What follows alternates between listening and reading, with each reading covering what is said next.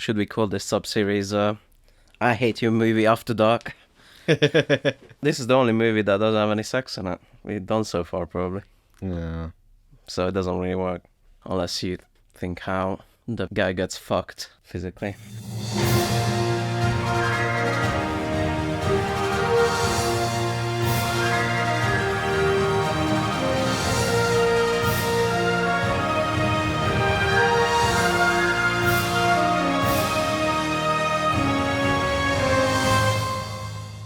Right. Hello.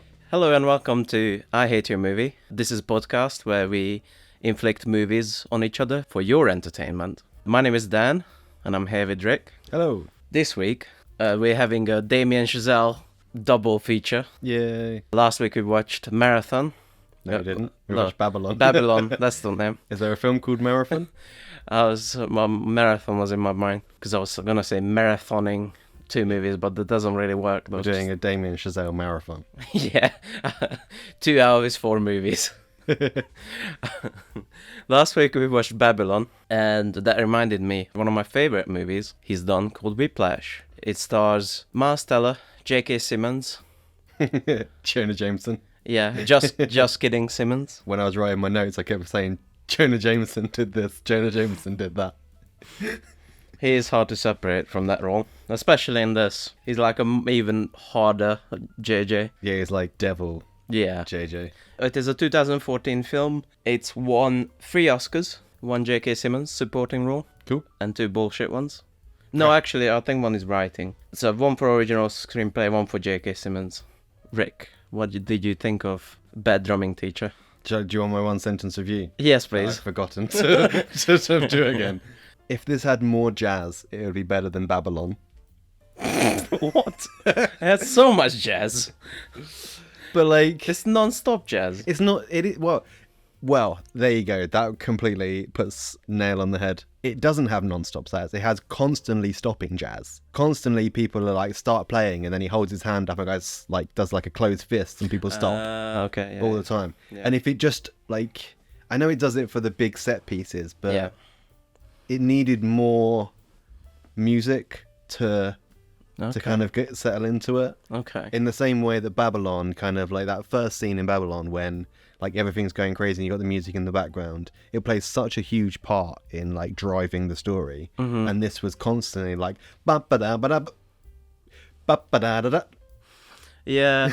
There's 2 main songs, Caravan and Whiplash. Yeah. And I think you're meant to get used to the songs in the movie, kind of see who doesn't play good, which I really paid attention to this time. If I knew music better, Mm-hmm. I would kind of understand it more, and I would probably have a lot more respect for like the craft of this film. Because when he's saying like, "Oh, we're gonna take it from the number 3," and Oh yeah, I don't know any of that. yeah, no idea. But what I'm saying is, so I've seen this movie before. Yeah. Lots of times actually. This is one of my top 10 favorite movies of all time. And I'm not a music guy at all. I have no idea what they say. They're gonna do the 8/2 tempo, whatever. I don't know. But because I'm familiar with the songs, they play enough times in the movie as well. I kind of can tell if someone's rushing or not.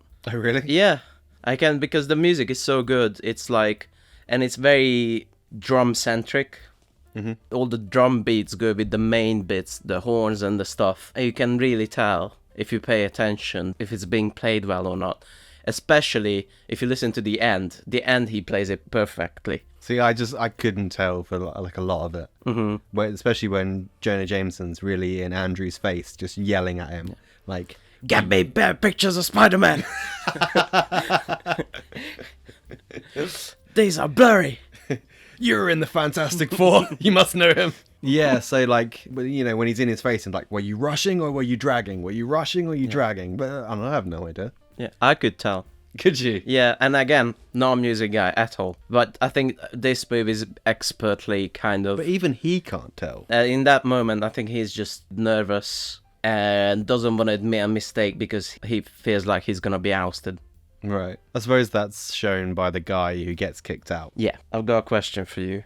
Go on. It's a very layered question. Do you agree with me? Or if not, explain how J.K. Simmons is not the scariest movie villain of all time. No, Okay. I don't think he is. I think he is for me. Yeah? Damn, he gets me. He's so fucking scary. He is properly scary. Yeah. Don't get me wrong. J.K. Simmons plays it so well. Yeah. I think he got like 47 nominations for awards for this. Yeah. And rightly so. Because even though, you know, he plays the jokey news guy in Spider-Man, but generally he doesn't play this kind of like shouty, angry kind of role. And he really digs it. And does it well. Especially serious. He doesn't do serious. Yeah, a lot. for sure. But I think it's not the scariest villain for one reason. And that's that even though all of these kids are like at the top of their game and they want to be the best, technically they could just walk out and leave and not come back. Go back to the rubbish people's class that Andrew first started in. He holds power over them. We should explain this fucking movie. Before, if someone hasn't seen it. So basically, it's very simple actually, compared to Babylon, especially. Yeah. I think I said to you before, Babylon's like 7 films in one. Yeah. This is half a film, but it's very detailed. Yeah. And there's a lot to think about. So basically, we follow this guy called Andrew. He's a first year jazz drum student in Jazz Academy. Schaefer.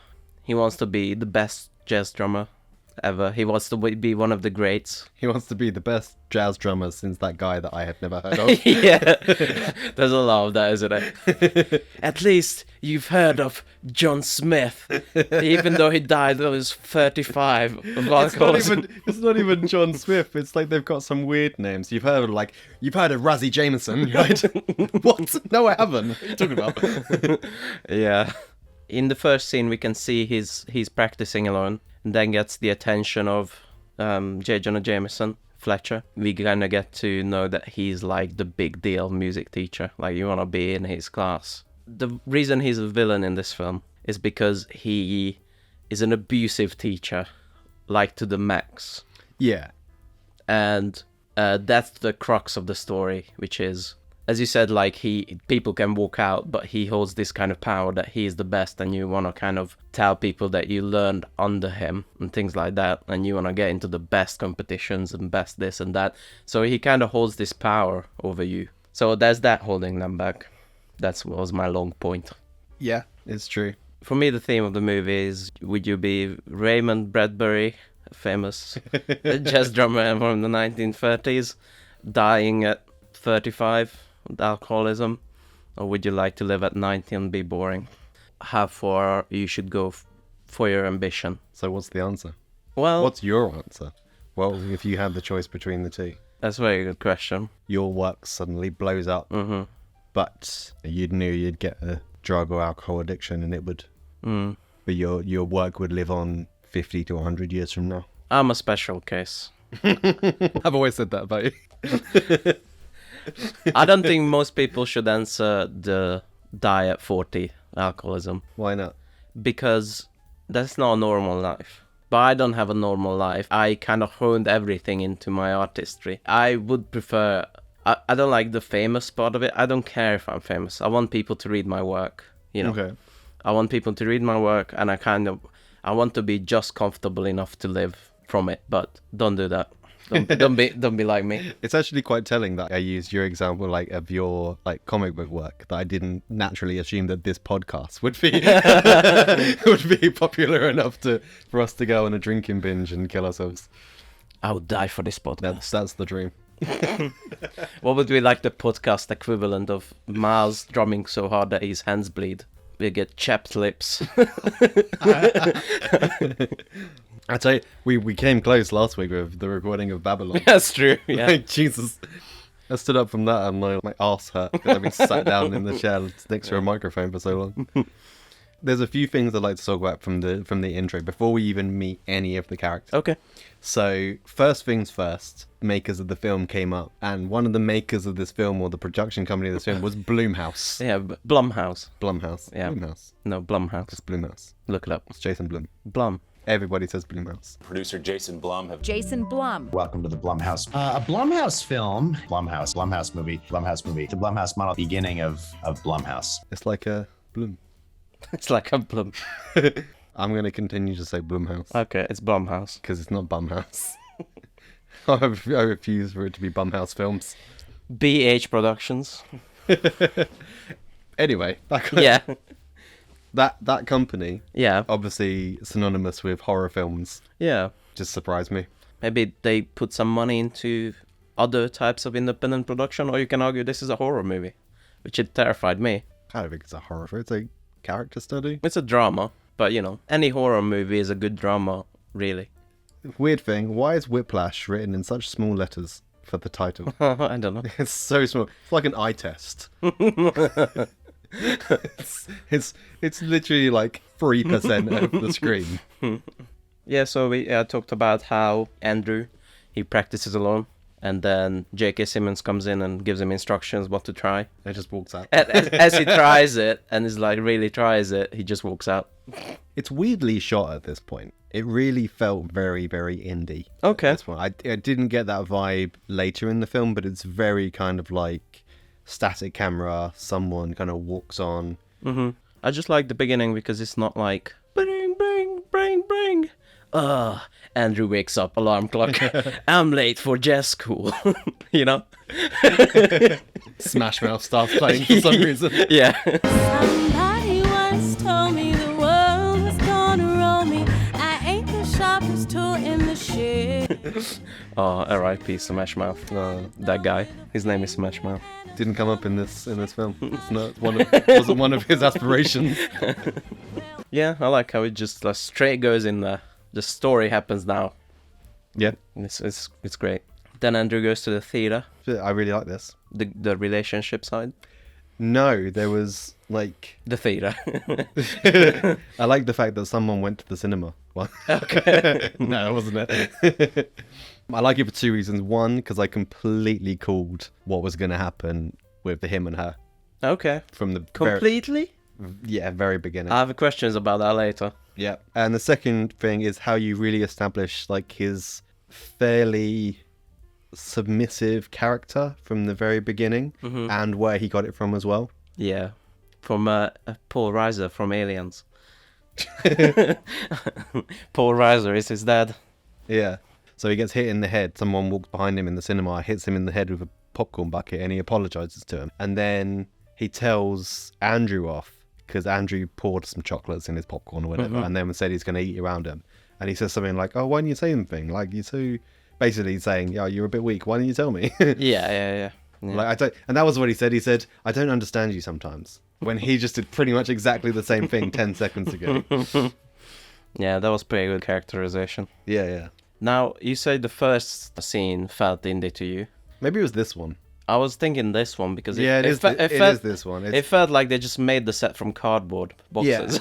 Yeah. I think it is this one. I think I vaguely remember him walking into the cinema. Yeah, And that's when I thought It's a very low budget cinema entrance. Like it's an underground cinema. It's cardboard box and sellotape. drywall. Yeah, they yeah. found in a dumpster. Yeah. She couldn't lean on it too much. So we're back in the practice room. We see this first class practice students. The amateurs. The amateurs. The shit people. Yeah. The ones that are going nowhere with their lives. Yeah. Oh, my little favorite, not even scenes, but like snippets of the movie, is whenever someone enters a music room and people clearly just trying out their instruments. It sounds like if you torture a cat, that's what sounds you're gonna make. And then later on, when you go to the expert room, it still sounds like all over the place. It kind of sounds like the Birdman soundtrack. It's just like, but it sounds more like clearer sound. Yeah. I mean, yeah, I will say this, like, because again, I'm not a music person and I can't really tell notes from hearing them, but especially when they practiced, because they did do a little bit of a song in the shit room and it sounded crap. Yeah, it does. Yeah, it totally did. It sounded so crap.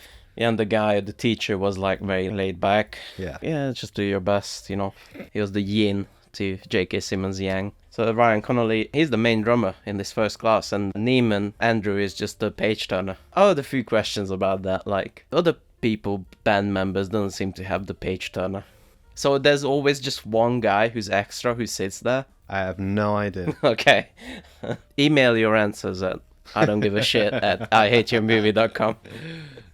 So this is where Andrew goes and asks the cinema girl out on a date. I knew from that moment that relationship wasn't going to last to the end of the film. Of course, yeah. As they're practicing, Fletcher comes in. Dead silence Okay. in the room. He looks at the music sheet and he's like, cute. I remember from that scene him looking at the other teacher Yeah. and just being, you could just tell, Yeah. Yeah. you're a piece of shit. He rehearses few individual people on the music. Yeah. And then he gets to the drum and he asks Ryan to switch with Andrew. There's a lot of like, do a 8.5 and a fourth quarter. 7.5 Bing Bat spritz. Do that, and there's like some kid who's like just blows 10 seconds, but not even 2 No, seconds. it is. But that's what bugs me about it. Like, I mean, surely you can't tell in like ba ba da. That's it. I think so. Well, a musician could tell if it's out tune. Yes. So maybe it was that he was picking on. Yeah, but he's like, some people just go, and he's like, no, bye. Fletcher tells him to be at the practice room, his music room, Oh yeah. 6 a.m. tomorrow. But the band isn't starting till 9 a.m. So he's just wasting his time on purpose. I think the funniest bit about that is that he wakes up late. Yeah, he wakes up late and he rushes in. I mean, you already know he's a dick. Yeah, Like, you just get that vibe immediately. yeah, I felt for like the most of the film that him being a dick is leading to something. You know, it did. He pushes the people to be like the best they can be. Mm-hmm. That is just being a dick. Like telling someone to get there 3 hours early. That is literally, there's no point to that other than to be a dick. One thing I've really noticed this time, because I remembered that he was a dick, and I remembered he was tough, and I remembered he was abusive. I didn't remember how much of an expert manipulator he was. He's like the biggest manipulator I've ever seen. He's so good at it. He's so good at saying things to get out of people. I guess we'll get into it later. But this is not a good example, this 9 a.m. stuff. Yeah, you can tell like he's a big deal, because in the first class everyone was like fucking around and talking. And here everyone's just like sitting there waiting quietly. Well, they're not. They're all like, brr, brr, brr, and they're there swinging. And then 9 a.m., bam, sharp, he walks in, and everyone goes silent immediately. Yeah, yeah, And it yeah. stands to attention. Yeah. Can we talk about how J.K. Simmons has a weird rubbery face, and I can't take my eyes off his weird rubbery face as he goes, and just like all his jowls move. I did not see that at all. It's a weird furry. He's like one of those dogs with the jowl. He's like every time he talks and he shakes his head, he's like the whole thing Like moves. the Churchill talk. Yeah, exactly. He's Oh, yes. yeah, he's so weird and leathery and stuff. Is this where he starts, he's like nice for 30 seconds? Well, he's nice to lower Andrew's expectations. Okay. Yeah, there's again expert manipulation. He's like, okay, Andrew, just do your best. There's no problem. Just do your own tempo. We'll do it fine. And then he keeps stopping the band doing the fist. He keeps stopping. He's like, not my tempo. Not my tempo. And he throws a chair at him. Yeah. The reason for that, there's the story, isn't there? Yeah. They keep referring to. They keep referring to Jimbob McManahan. Jimbo McManahan. Jimbob McManahan, who's the best drummer because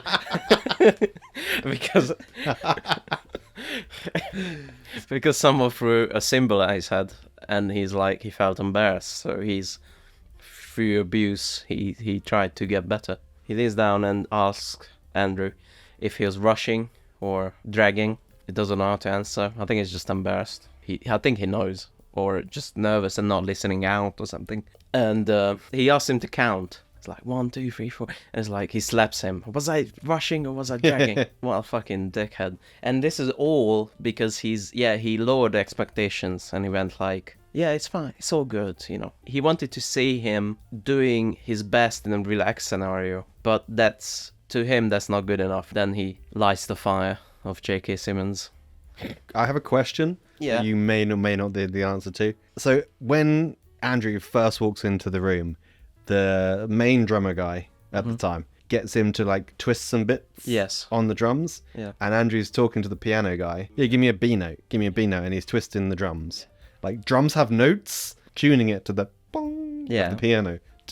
Bong. It's like, it's just you're hitting a drum. That's not... We need a music expert. Yeah, we do, really. Yeah. We have no idea what we're talking about. Actually, one scene we forgot is just before Andrew's first abuse. He makes fun of a fat kid. Yeah.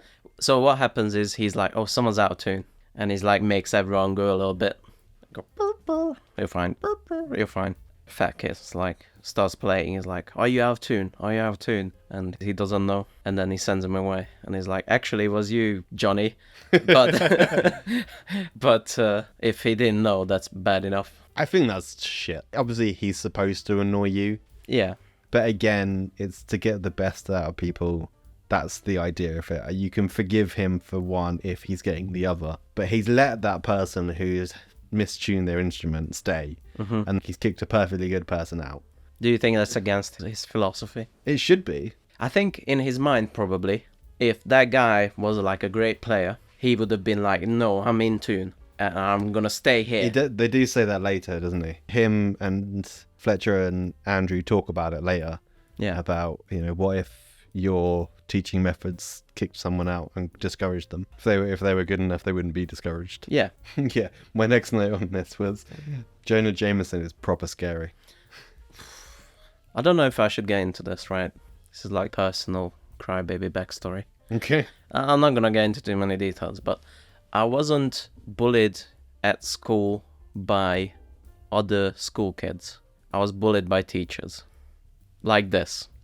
But the difference was that they were not like trying to get me to do anything. They were just cruel. They were just cruel because they knew that my mother won't come to like family, what are those called? When there's like family come? Parent-teacher evenings. Yeah, parent-teacher things.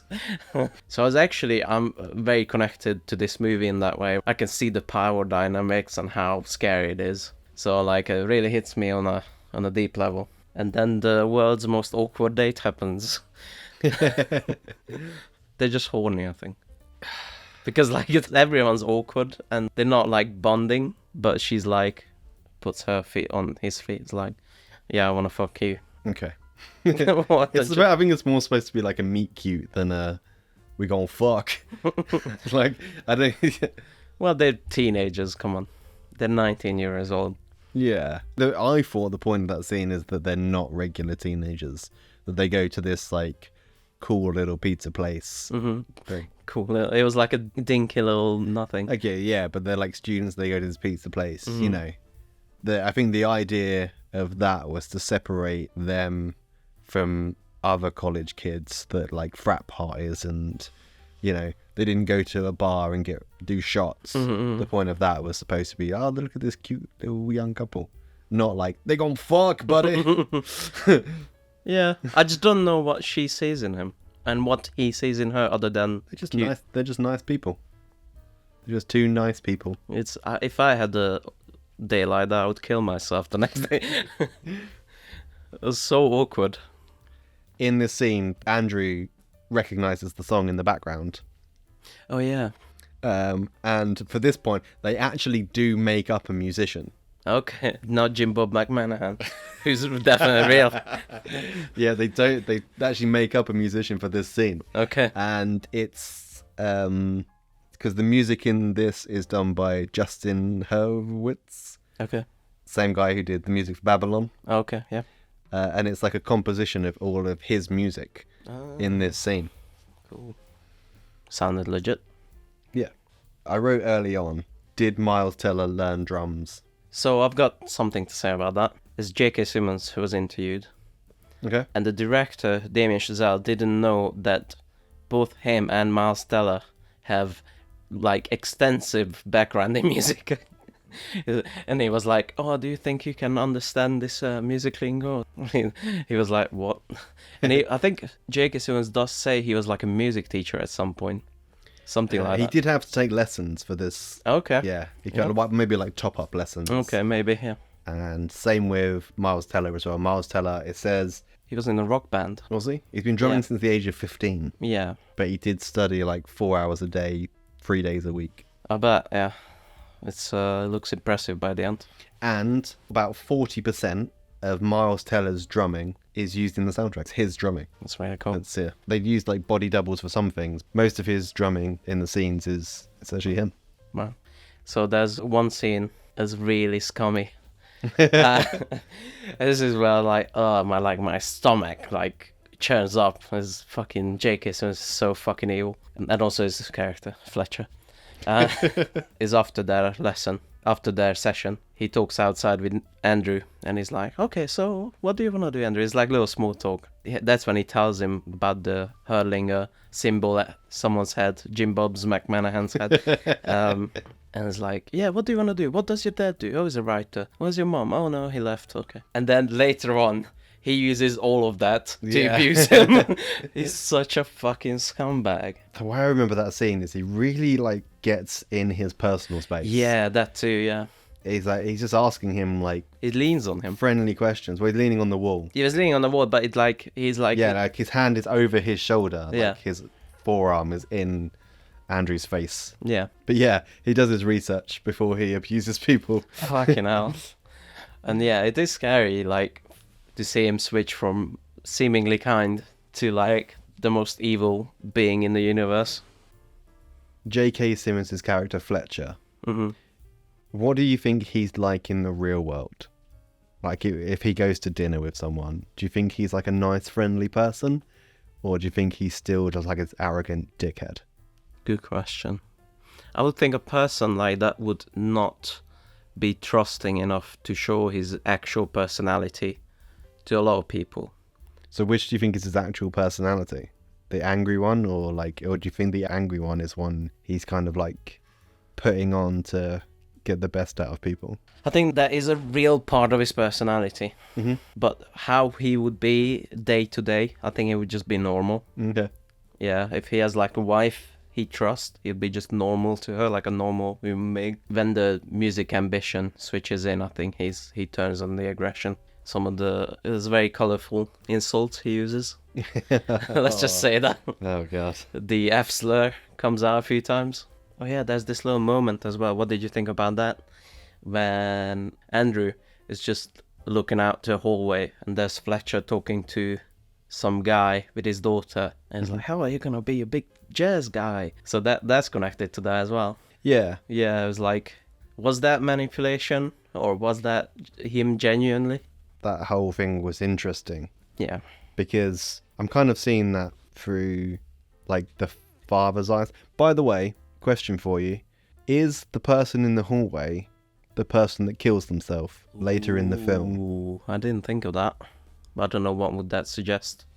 I guess it could suggest that because that person who kills himself learned under Fletcher, but then went on for a few years, and then maybe he came back to see him, and that brought up love, Yeah. abuse, and hurt, and maybe that's why they killed themselves. Yeah, I figured like he goes back to see Fletcher, or gets the impression like, oh, I could have done more, Yeah. but I didn't. I stopped and had this little brat. Oh yeah, I didn't think on that. That's a great observation. Okay.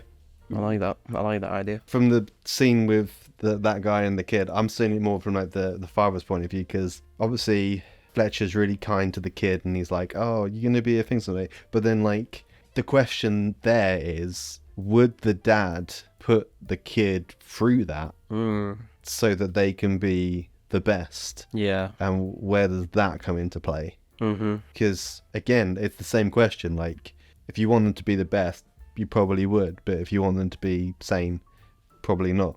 Yeah. I guess the main core of the question is, does their outside life, if supportive, does that help more than if they're abusive? Cool. So this whole film reminded me of Jackie Chan. Okay. Okay. Here we go. So Tangent. City. no, I would like this to stay in. Okay. Jackie Chan's autobiography, which I've read, is very interesting, start to finish. But the main thing is, so when he was young, like very young, he was sent off to this kind of like camp where they train people in martial arts, and I think it's more like a Cirque du Soleil, kind of like a circus thing. Yeah. And he's got a few stories in there, like they weren't allowed to go to the toilet when they woke up. They had to sweat it out. So they had to wake up in the morning and they would just run in circles and sweat and sweat and sweat and sweat until all the moisture from their body. I don't think that's how body works. No, because because a bunch of them like peed themselves. Oh, okay. And then if they peed themselves, they got a beating. On his first day at this camp, the guy sat there and he was like, jump. So he jumped. And then he was like, jump higher. And he jumped higher. And he was like, jump higher. Jumped about the same. And then the guy whacked him with a stick. Like really bad with his... Then he goes, now jump higher. And he did. To do the splits. So obviously you couldn't naturally do the splits. Then you got like 2 or 3 guys to come and just push him down. Oh, they'll tear some tendons. So that was the whole vibe of this camp from the start to finish. When Jackie Chan was writing about it, he said he was actually quite sad that it doesn't happen anymore. Because the whole thing obviously stopped soon after Jackie Chan left. And in his brain, and the way he said it was, there is never going to be a group of people as good at that as he was. And they were. Because they can't be. Because everything's so nice and friendly, as it probably should be. Not in China, I don't probably. But there will never be anyone better than them ever again. So, yes, I think it does get the best out of people if it's for the right reasons in the right way. Whether or not this character skirts that line because he does do things just to be a dick. Yeah. And he does like kick the guy out of the band just because he didn't like him that day. My real answer to that is you probably need a good mix of hardships and things that lift you up to be successful, I think. In this context, Yeah. the things that lift you up are the good performances in the big shows. That's the kind of thing where you kind of like, right, it's worth it. Yeah, I guess so, yeah. Yeah. So you get enough of your positives by performing well. Human psychology is really fucked up, isn't it? Now, next scene is interesting. They're in the music hall. And at this point, Neiman is still just a page turner. He's not the main drummer. What happens is this other guy, whose name is Tanner. So they rehearsing before the performance, and Fletcher comes in, J.K. Simmons comes in. He's like, if I see these music folders lying around again, I'm gonna fucking rip you or something. I don't have as much of a silver tongue as he does. He puts it in a much more colorful way. The practice is over, and Tanner, the main drummer, gives Andrew his folders, like, to keep it with you until the performance. And The folder has the sheet music. the folder has a sheet music, yes. Andrew puts it down for like 10 seconds to get a Coke. He loses it, disappears. Is it bad that I want to know like what happened to that folder? I have a pretty strong theory of what happened to that folder. Okay. I think it was Fletcher, because he said he's gonna take it, and you're not gonna be able to use it anymore. Okay. So he says something like that. So I think he was just going around, was like, okay, let's see what happens now. Do you think he'd risk sabotaging his own show? Well, at the end, it's very clear that he's happy to sabotage his own show. Yeah, true. He quite literally does that at the end. So yeah, totally. Yeah. So this guy, who's the main drummer, he can't remember the notes. He says he has like some memory issue. Surely you have some muscle memory if you practiced it so much. You'd think so. Yeah. Like, especially as you rehearse as much as they do. I've never seen a drummer in a band, and I've seen a lot of bands. I've never seen them once use sheet music for like an entire set. Yeah. Like an entire like 12 song set. Yeah. He has like he has the first 50 dates disease. He's the guy from Memento. Yeah. Yeah. He has to like scratch the notes on his skin. Whiplash. Yeah, so this is where Andrew gets his chance, because he remembers the music because he tried it so many times on his own. And they actually get first place. Yeah. Nice. Oh, what did you think about the family dinner scene? Oh, yeah. Do you know what? I completely forgot that scene existed. Yeah, that one's a bit too obvious to me, I think. But I guess it's a discussion worth having in this kind of movie, or bringing up. It's a bit comical when the two jocks come in. Yeah. Johnny is class president and Richard is Hey, fuck you. I can't remember another name. Brad. And Brad is the best football ever footballed. And he's like, he throws the ball real good, yo. yeah. And he's like, oh, I'm a drummer at the best music school and the best class, and everyone's ignoring him. And then he speaks up later and he insults everyone, just everyone. And yeah, that's when they have the discussion. What's better, living a full life or being Jimbob McManahan? Jimbob McManahan. Jimbob Famous McManahan. musician. The best musician who lived till 30 and died of drugs. My favourite bit from that scene, someone says, like, I'll call you. And as he's leaving, it's like, 3 words you never hear from the NFL. Yeah. It's weird. He is quite a shy guy, but he's kind of also like a very harsh truth teller. I think they bring that out of him, though. I guess so, yeah. Yeah. Just being more interested in this. But there's later scenes where I felt like that's his base personality anyway. Okay. So the guy you mentioned earlier, the second or the first drummer for the shit band that comes up to the good band. Connolly. Is it Ryan Connolly? Ryan Connolly, yeah. Yeah. He, again, quite a beefy guy. He's he's got like a jock kind of thing to him. He has a hilarious, I don't know, like smiley face. Where it's like, you kind of know what he's walking into, but you clearly see on his face he doesn't know what he's walking into. He has like this, I'm here, I'm Ryan Connolly. He looks so much like a jock. I thought this was one of the people from the dinner scene. Because I didn't get a good enough look at anyone's faces. I was like, why have they got class president to come do the drums? That makes no sense. That's Jake, his expert manipulation. Next he's gonna bring in his dad, Andrew's dad, to play the drums. It's like, and he goes, bing. It's like, it's actually great. He might be replaced, Andrew. We're actually coming up on Andrew dumping his girlfriend Nicole. Yeah. And this is what I wanted to bring up, which is, yes, you can clearly see this is the way it's going. But I wouldn't have guessed that he lays out the whole relationship. What if they continue, like very dryly and logically? It's like, okay, we're gonna date, and now I'm gonna keep focusing on music, and I'm gonna start to resent you for trying to take time away from me, and this and that, and so he dumps her. I think that all of that's completely unnecessary. If he'd just sat down with her and said, I need to focus on my music, bye, I think I would have understood that. And I think if I would have understood that, most people would. They were probably still very early on in their relationship and probably still rose-colored glasses. And he needs to explain why this won't work. And I just like it because in other movies like this, that actually plays out usually in the story. Okay, yeah. That's what I mean. And I just like it. They just, this is going to happen. So, we should cut it off now before anyone gets really hurt. So this is where Connolly comes in with his big smile and big red hair. And Fletcher tells him that he's going to try out for the part. He's almost trying to create this, like, hate triangle. Episode title.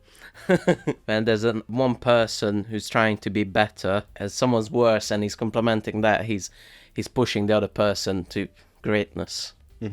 Yes, so this is where they have the freeway kind of try off, and What? this is where they have the threesome on the drums. Oh, yeah. Oh, God. So Fletcher makes the rest of the band go out and wait while they sort out who's the drummer. They finish at 2 a.m. or something ridiculous. He keeps pushing it, and the 3 people who are up for the role keep, going to the chair. And my favorite bit of that is that they keep swapping each other, like, come on, do it. No, come on, do it. No, come on, do it. No. And then Connolly comes in and he adjusts chair. And Fletcher's like, what's your problem? Really? Now you're going to play in it? Fine. Oh, the chair height was the problem. I think this is where he throws all the things at Andrew. Your mommy left you. Your daddy is a failed writer. Your shit. This is given. The really fast bit of the show. Yeah. Yes, who can play that? The double, triple, 8 tempo. Double swings. Double swings, that's it. Double time swings, that's it. Double time swings. Fletcher gets a phone call and he gets emotional. And he goes in this office. Andrew comes after and is like, who got the part? And he's like, that's not a good time. Yeah, so this is the phone call, is that his old student killed himself.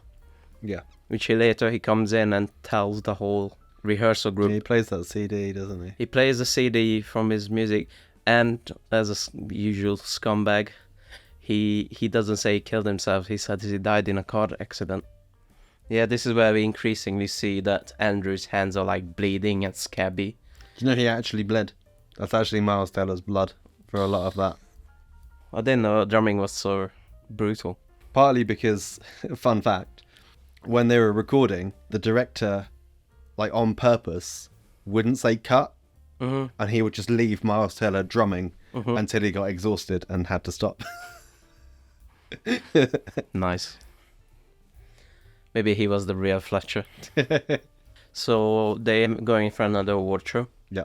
Andrew is late, and because the boss got a flat tire, and then he goes to a car rental manically and rents a car, and he leaves his drumsticks behind, and music sheet I think as well. And on the way back he gets, because he's on the phone and he's manically driving, he gets hit by a truck. Yeah, this has got to be quite traumatic for Miles Teller to film this. It 'Cause does. obviously he was in a car accident. It depends At a how they younger filmed it, I guess. And then he goes back and he's like bleeding, like Yeah. half of his body is bleeding. He leaves the scene, he leaves the whole scene. His car is flipped up and he Yeah, leaves. that's the thing I did. Like, really, like, was it's a bit too out there for me, where he just walks away from this flipped car Yeah. to go play drums. Yeah, but for him it's not just drums, it's his, it's his very important performance. It is a bit pushing it, the believability. It is, especially as like the idea that you would be able to play drums to that level. Because he looks like he's got like a broken hand or something. He's shaking for sure from the shock. But he can't hold the drumstick properly. Yeah, I get the feel that was just the blood pouring down on him, that he just slipped. Okay. Yeah. Keeps dropping the drumsticks, doesn't He keeps dropping one and then he plays with one hand. They have to stop. Andrew fucks it because he's bleeding all over the place. They have to stop. Did you see him like attacking Fletcher at this point? That came out of nowhere for me. Because obviously they have this kind of like love-hate relationship. Yeah, mostly hate. Yeah, mostly a very abusive relationship. But then he just outwardly tackles him to the ground. It's very animalistic, but I get it. Like emotionally, like he's fucked it, and now he has all this like amped up anger, and he doesn't know what to do with it. So that's all he can do is take it out on him. Yeah, I thought he was at least just going to go out the back and like throw boxes around, and thought he was going to kick the drum set apart or something. But I did not expect him to just go and attack, because everything leading up to that point, he does to stay in the band. Everything he does up to that point, he does for the love of drumming and the will to be the best. And then him attacking Fletcher is the complete opposite of everything leading up to that point. I don't know, because Fletcher does make it clear that if Andrew fucks up, then he's out of the band. He says something like that. He does, but he says that a lot. Yeah, if this felt like an important performance. I don't know. To me, it makes sense. Should he have gone out and fisted the air and gone, shucks? Oh, shucks. Gosh darn it. I don't know. I think it just would have been better if he just kind of like really like a tense kind of thing. If Andrew's there on the drum kit and he's bleeding from his face and he's bleeding down his arm, and then Fletcher just walks up to me and goes, "You're out. Fuck off." Yeah. You know, that really cold, I don't care about you at all. Yeah. Part of it would have been more than, oh, they had a fight. Now he's definitely out. Yeah. Yeah, so he's been expelled. Yeah, so do you think Andrew would really have ratted him out? At that point, yeah. Yeah? Because he had no use for him anymore. I mean, I think it was a tough decision in him because it's maybe like a bit of a Stockholm syndrome going on. Even though he was tough, he made me better. Starting to rationalize it. And you see that in that scene where he's like, doesn't really know what to do and is thinking. Who is it that's trying to build a case for him as well? Some lawyer or something. And they do bring up that kid who killed himself. Okay. That kid's parents want to build a case. So they ask Andrew. So it can't be the guy in the hall then, if the kid's parents want to build I a guess case. so. I don't know. Elderly parents. And yeah, this is where they kind of lay it all out that, yeah, he's been abusive. And there's Just in case you didn't know from the previous hour. Well, they lay it out for outside the venue, you know, because everything was pretty much insulated in that music. But now it's how Andrew's father knows. Right, we're getting up to the end. So Andrew, living his normal life now. Yeah, he gives up the drums, which I didn't like. I didn't like that either. I thought that was a bit of an overreaction. Like, fine, you're maybe giving up being a best just drummist Yeah. of all time, But you can still play. You can still play. Got a lot You can- of talent, and you yeah, can still you can still make use a that. living out of it. Yeah, For sure. you can be like that guy who you see on the street with the The buckets. bucket You'll be a bucket drummer. You know, Yeah. you've dropped out of the best music school in the US, but you know, there's the buckets. Yeah. So How do you tune a bucket? it's dual purpose. You can do some drumming, then you've got some toilets. Nice. So you know, Yeah. you're good. Then it makes like a deeper noise after that. Boom. When it's full. It's full of shit. That's how you tune it. It's like how much shit is in the bucket. It's very little shit that makes a high pitched sound. This is the Spider-Man 3. I'm not walking on my fan. That montage. What is happening? The Spider-Man 2, when he gives up his powers and he's like, Okay, and he's yeah. like very happy and he's like, let's crime, whatever. And he, this is that scene where he goes, jazz, whatever. That's after, Drumming? No way. No I'm way. gonna go be a barista. yeah, the real life. Yeah, I thought it was a bit of an overreaction. I was really hoping in this scene, what I think would have been a nice kind of like ending to the relationship story was he's the barista in this shitty coffee shop, and then she comes in, and we're like, Like doing that. no, well, obviously the scene would have played out like, oh, how you doing? Yeah, I'm good. Yeah, okay. I like it. I like See the you later. previous version.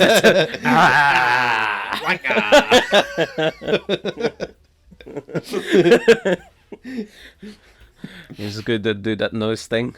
The nose is spent point. But I think that would have been better because, again, like one of my things here is that he calls the ex-girlfriend, and it's like, just meet someone else. Like, come on, man. Yeah. Like the relationship was done. He'd left it behind, and the film didn't need to bring it back up again, especially as he makes that phone call, and then finds out she's got a boyfriend, invites them to the show, and then you don't see him at the show. You don't see like. I think that was just like it was like an unspoken "we're not gonna come" Yeah. thing that when they were talking. Yeah, I just didn't see. You know, that was done.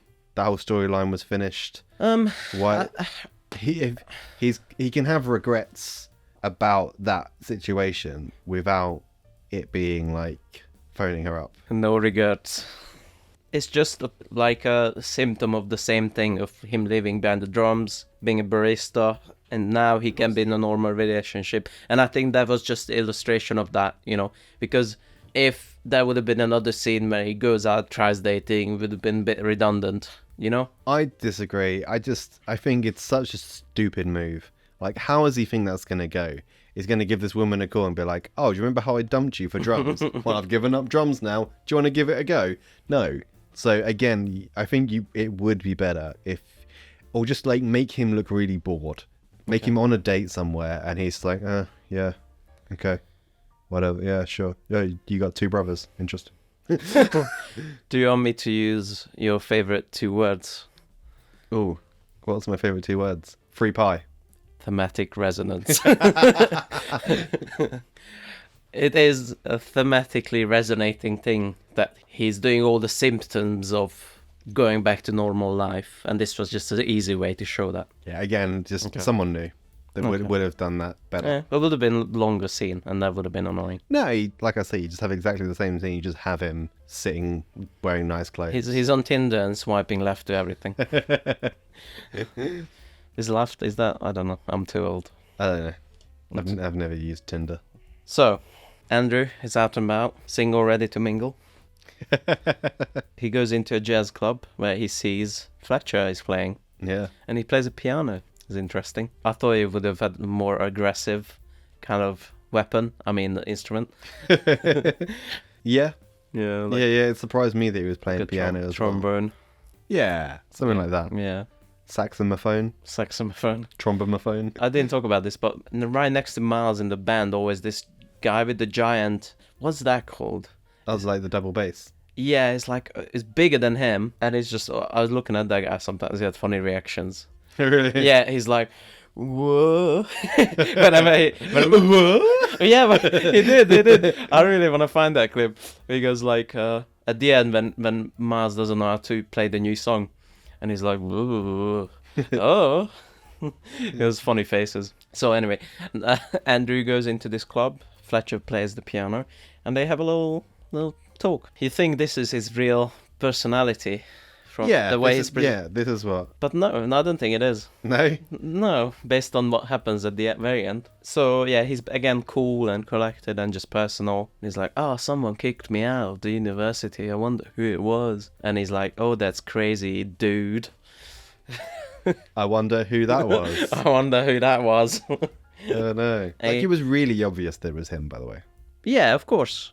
But this whole scene is to make Andrew believe that he doesn't know who it was. I get that, but Fletcher would have known. Well, it's obvious for us because we follow Andrew's story. But like Fletcher had 20 students, so it could have been really any of them. Yeah, I suppose he kicked people out of the band frequently. Could have been that fat guy.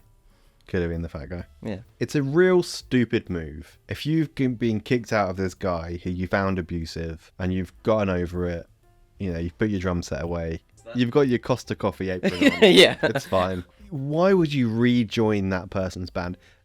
Forgetting for a fact that he's an incredibly abusive, horrible person. Yeah. Like, you ratted him out. Why would you then rejoin his band? It's just such an insane move that I don't believe it. The whole scene is to make Andrew believe that he doesn't know that it was him. It doesn't matter if he knows or not. Like, well, eventually, but you just said. Eventually, well, okay, so You just said that's a part of it.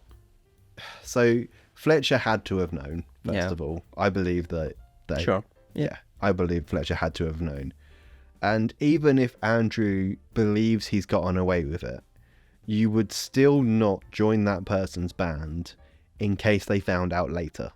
Right. So I think what entices Andrew is this jazz festival they bring up, and they say this is the biggest, bestest jazz festival in the world. They brought it back after 50 years or whatever it is. All 5 people who like jazz go to see it.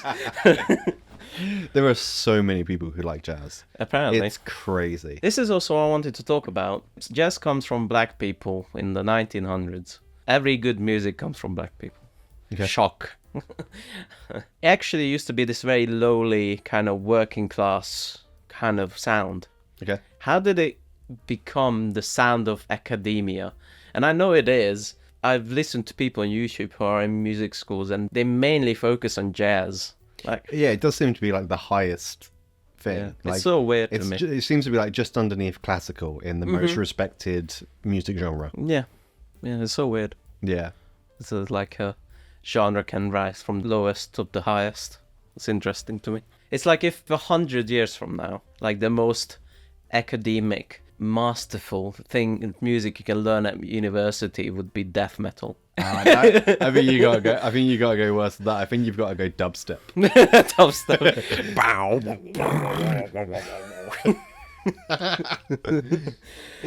5, 6, 8.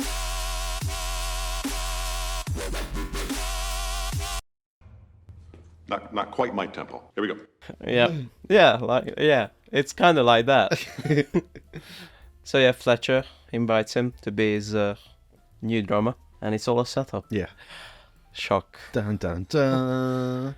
Yeah. So this is why I'm saying that in this bar he's not himself. He's like found an opportunity to fuck this guy for good. Fuck Andrew for good. Yeah. I love what he says in the beginning as well before they go on stage. Everyone will be here. Do your career dies here or flies here or something like that? Yeah, he says like any one of these people out there can make a phone call and you'll be the next Jimbob McManahan. McManahan. What these people also do is never forget. So if you fuck up, that's you for life. Yeah, and that was his whole idea. Wow, it's such a cold knife in your back. Such a piece of shit. And so he sets him up, and then they start playing a song that he doesn't know, then doesn't have the music sheets. We're gonna start by playing Jazz Time Swing. Upswinging. Yeah. Upswinging. That's the song. Yeah, the third song in the 3 songs. And again, this really didn't gel for me Okay. because Andrew has given up drums and he picks the drums back up to play for this band. So he doesn't give a shit. Like, he's given up and he picks it back up for this thing. So if he fails this audition or fails the show, it really doesn't make a difference towards the end of the film because he's already given up. I think the implication that he chances to go to this means that he doesn't want to give up. It's just all a temporary thing. Okay. I think that was it. Because, like, it shows his boring life as a barista and, like, yeah, whatever. Yeah, so they start playing this music. Andrew just tries to fumble around. Along with the beat. He tries to improvise the best of his ability, but, like, they cut the music at some point and he's still, like, bing, bing, bing, bing, bing. And, like, oh. And then, fuck you, Fletcher. so he goes out, he hugs his dad. I think that was a very smart, subtle thing that I think I only noticed on this rewatch, which is, so Fletcher all this ways manipulated him. And I think he walks out as a manipulation tactic to make him think that, oh, now we can play our regular music. And he hugs his dad and he goes back and he plays it perfectly. Like, that's the best. This is why I noticed that previous attempts, because that's the best way that song sounds to me. Like, it's very on time. It feels perfect, those songs. And then the best 3 minutes of cinema happens. Like, not even exaggerating. When Andrew just keeps playing and he says to Fletcher, I'll cue you in. And he just takes over. He takes over the whole situation. Okay, so back up a little bit. So he starts, Fletcher goes up to the stand and he's like, we're going to slow things down a bit here. And Andrew just starts drumming wildly. Then he says to the what guy, I'll cue you in. And then they play the entire song through, and then it's supposed to stop, and he keeps playing. And then he says to Fletcher, I'll cue you in. Yes. But then plays for another 2 minutes with no one else playing or anything. He's just riding on the success. He's riding on the adrenaline that he gonna show he's the best, and he is. Isn't that a fucking amazing scene, though? Isn't that so satisfying? I think it's too long. Especially when he, like, because there's a point in it where it really, really slows down. Yeah, and I expected the band to kick in at this point, but they're not going to kick in for another minute. And when they do kick in, it's like a end. Yeah. Which I expected them to start playing another song, but the bit I really didn't like is when it really slows down to a Yeah, I liked it because there's variety. It doesn't just he goes manic. Yeah. And there's variety all throughout, and then there's variety in speed and rhythm, and it's like a whole song in itself. It's really good. I really love that. Fletcher and Andrew starts to see eye to eye, kind of. They kind of have this super close up on their eyes, and they just look at each other. And they're like nodding at each other. They're nodding at each other, and this is a very conflicting bit to me, which is like, so who won? Andrew kind of rose up to his level. I think that's what the movie is saying. That he can command this music now. Then he is that thing that Fletcher was looking for all this time. And now they have this, like, understanding. But I feel conflicted about, like, it's kind of, if you think about it, it's a very bittersweet ending. Yeah, for sure. Because he's like, oh, okay, so he gets to die at 35, like Jimbob. And Fletcher got what he wanted, even though he was a giant fucking asshole. It's like a Joker actually killing the bus full of people, you know. That shouldn't happen. It's like the Joker actually poisoning Gotham River, you know. Like, It shouldn't actually happen. But it has. Well, everybody wins. Do they? Isn't that a great ending? Just because, so the idea wasn't that he's going to die at 35. The idea is if you had the choice, would that be the case? If you had the choice, what would you choose? It doesn't mean he's going to die at 35. Mm-hmm. It just means he's now has the chance to be the best, and where that leads him wherever it's going to. Mm-hmm. That's a nice takeaway that I didn't have. Yeah, I more see it as like, kind of this bittersweet ending of Fletcher wins. And Andrew rose up to his level, and he's going to be this ambitious player that's not going to stop until he dies early of stress or something, you know. That's what I took away from the ending. But it was kind of nice. The only nice bit was in it that he just kind of conquered him. This fucking unstoppable force meeting the immovable object. It's kind of like that. Yeah. It's kind of, that happens in this movie at the end. And they just kind of like nod at each other. Like, oh, yeah, all right. So that's Whiplash. Cool. What would you give it? I haven't really gauged you for overall opinions yet. It's a good film. Hmm. I would give it a 6 out of 10. So like 5 is watchable. Wow. I would watch it again. Anything lower than that is like, okay, it's alright. It's just meh, meh. So it's a good film. I don't think I would watch it again. Mm-hmm. I think once is enough. I think I would be less disappointed if you hated it. This middle of the road. And I'm gonna give it a 10 out of 10. 10 out of 10. Yeah, it has flaws. Fuck it. Yeah. I love it that much. Every time I watch it, I love it more. So that's, top 10 movie for me. 10 out of 10. You know me, I don't like films where the main character's a dick. But Andrew was on a dick. Well, kind of. Yeah, he is a bit. I guess dick. so. They both are, really. I guess so. Yeah. At least we agree on that. Plus, I've seen better Tremor. That guy who was outside with the buckets. Cool. What are we watching next? So the look of shock and fear that was on my face a minute ago while distracted you a little bit was the realization that I had to pick a film for you to watch, and I have no idea. I thought we picked the other day. Did we? I think we're going to. I think Okay. that's the film I'm going Okay. for. So we are going to pick Spooky Bride. Spooky Bride. The film we're going to watch is the 2019 film starring Samara Weaving. It's called Ready or Not.